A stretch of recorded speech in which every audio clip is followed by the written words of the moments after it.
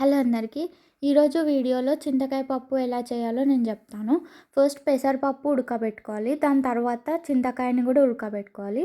ఇక్కడ చిన్న గిన్నెలో మిరపకాయ పచ్చడి, ఓన్లీ మిరపకాయలు మిక్సీ పట్టి పెట్టుకోవాలి.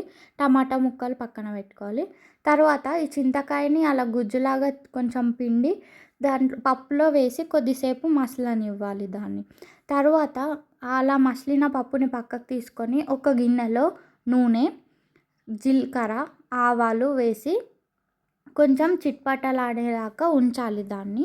దాని తర్వాత కొంచెం ఇంగువ, ఎండుమిర్చి వేసి దాన్ని మంచిగా ఫ్రై అయ్యేలాగా చూసుకోవాలి. దాని తర్వాత దాంట్లో టమాటాలు వేసి మిక్స్ చేసుకోవాలి. టమాటాలు, కరివేపాకు వేసి మిక్స్ చేసుకున్నా ఇక్కడ.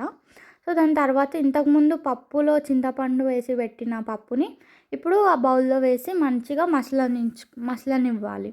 అలా మసులుతూ ఉండంగా అది చూడండి ఎంత మంచిగా అనిపిస్తుందో, సూపర్ అనిపిస్తుంది. సో అలా మసిలిన తర్వాత కొంచెం ఉప్పు, దాంట్లో కొంచెం జీలకర్ర పొడి, మెంతుల పొడి వేసి మంచిగా మిక్స్ చేసుకోవాలి.